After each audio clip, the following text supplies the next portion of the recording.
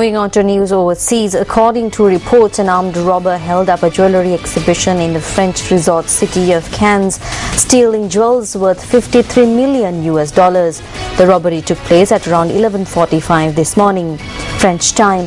The heist follows two major jewel heists this year at events at the Cannes Film Festival.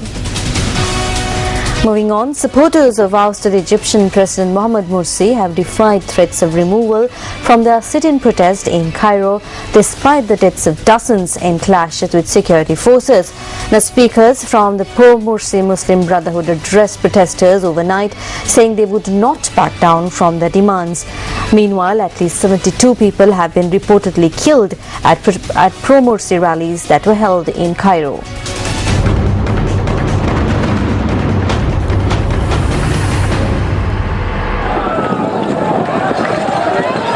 They want Morsi removed from power by the army on the 3rd of July reinstated.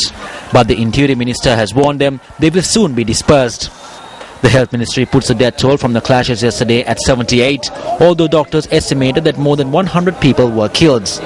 Medics at a nearby field hospital said they believed about 70% of the casualties were caused by live fire, with many of the victims hit in the chest or head by snipers firing from rooftops. Egyptian Vice President Mohamed El Baradei has strongly condemned the excessive use of force in the country following the deadly clashes. Meanwhile, the US has expressed deep concern at the bloodshed, the worst since Morsi's ousting.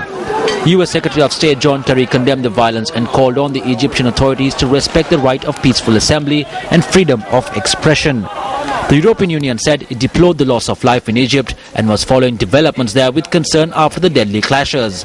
EU Foreign Affairs head Catherine Ashton said the authorities should ensure a speedy transition to civilian rule and repeated demands that political detainees, including Morsi, should be released. In Egypt, democracy was massacred, national aspirations were massacred, and now the nation is being massacred. Unquote.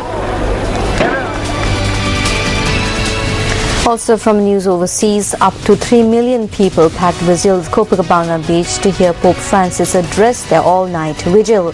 The pilgrims are remaining in place for a Mass to be celebrated there by Pope Francis later today. In his address, he urged the pilgrims not to be part-time Christians, but to lead full, meaningful lives. The Pope, who has been attending the biggest ever Catholic World Youth Day, leaves Brazil today after 5 days, his first overseas trip as pontiff. By the time the Pope's car had reached the stage, the back seat was filled with soccer jerseys, flags and flowers thrown to him by adoring pilgrims lining the route.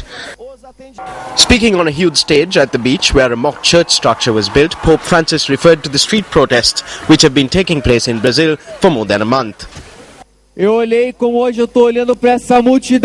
ofrece algo más grande que la Copa del Mundo. The young people in the street are the ones who want to be actors of change. Please don't let others be actors of change. Keep overcoming apathy and offering a Christian response to the social and political concerns taking place in different parts of the world. De una vida feliz. Y también the Mass will be celebrated at the beach in the early afternoon.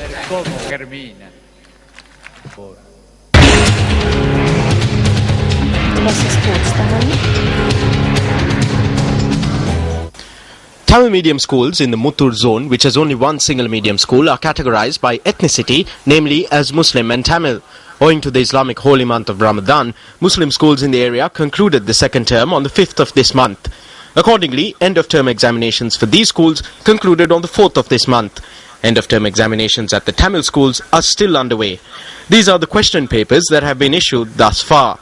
It is possible that these question papers are intended to measure the extent of a student's education during the second term. However, even students who did not attend school at all during the second term can sit for the examination and obtain full marks by following a simple system. This simple system is to analyze the question papers that were issued in the Muttur education zone for last year's second term examination.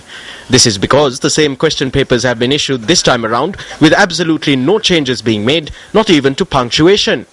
Incidentally, students are also charged between 25 and 100 rupees each for the question papers. It could be that the provincial education authorities in the eastern province do not have time to investigate the deception that students are being subjected to because they have allocated their precious time to taking amusing decisions for the future of education in the province. This letter bears testament to one such amusing decision. Through this letter, dated the 28th of December last year, a certain official is granted the opportunity to cover the duties of the position of Director of the Kalmune Education Division. The appointment remains in effect until the 12th of February next year.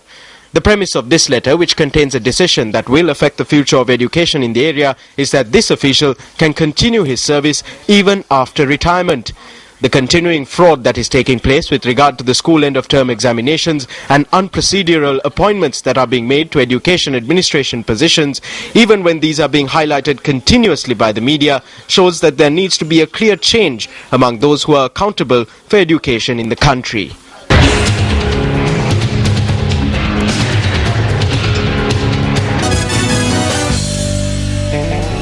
Moving on to sports news now.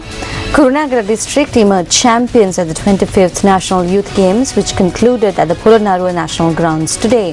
The Ratnapura district were adjudged the runners-up. M.M. Dissanayaka, representing the Kurunegala district, was awarded the Sportsman at the Games Award for his achievement in the high jump event, a height of 7 meters and 62 centimeters. The sportswoman of the Games Award went to U.M. Kumari of the Madhya district for her achievement in the 400-meter track event. She clocked a time of 55.5 seconds to complete the event. Moving on, Sri Lanka are taking on South Africa in the fourth ODI of the 5-match series at Pallekele International Stadium. Sri Lanka currently lead the 5-match series 2-1. Been given exposure. South Africa won the toss and decided to bat first. South Africa got off on the back foot, losing opener de Kock early for 8 runs. However, JP Duminy, who teamed up with Hashim Amla, took control of the weigh-ins to take the visitors past the 100-run mark. Amla was dismissed for 77 runs by Tilakratne Dilshan. Dilshan struck in the 24th over to claim the wicket of AB de Villiers.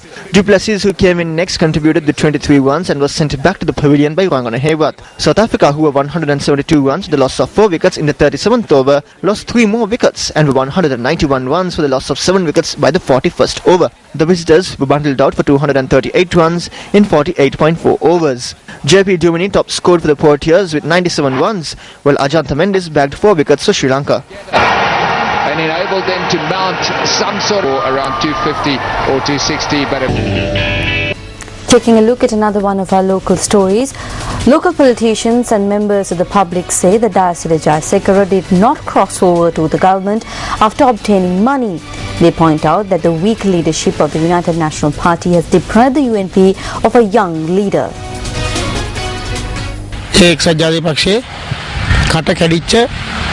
There is no truth to any of these stories being spread by people in the United National Party who can never bring the party into power. He never chased after money. Throughout his 13 years, we have stood by him. Although these individuals want money, we know about Dayasiri Jayasekara.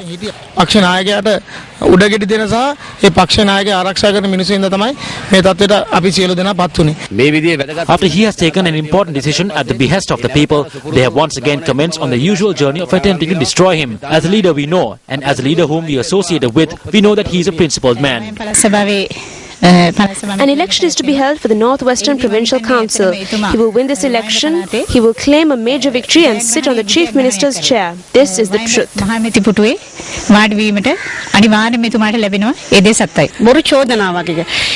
It is a false charge. He will never bow down for money. A meeting that was attended by leader of the Democratic Party, Sarath Fonseca, was held in Bingiriya, Kurunegala today. Last week I heard that our eldest son bought an island in Greece. It is impossible to buy an island in Greece. Even one of the richest people in America finds it difficult because you have to put the highest bid to do so. You find it difficult to buy 2 patches of land on an island. There are 3,000 to guard our... There are only about 350 to 440 people to guard leaders of powerful nations like America and Russia. There are only 15 police officers to provide security to the US Defense Secretary. There are 700 army personnel to guard our... It is your money that is being wasted this way. Sarath Fonseca also expressed the following views about politicians supporting the government. If we tell the governments over the phone from here that we too will join the government, just as one in the Northwestern province did, we too will get all the benefits. We will also get many garlands and more vehicles. You must be careful of those ministers who get the most number of your votes and cross over to government.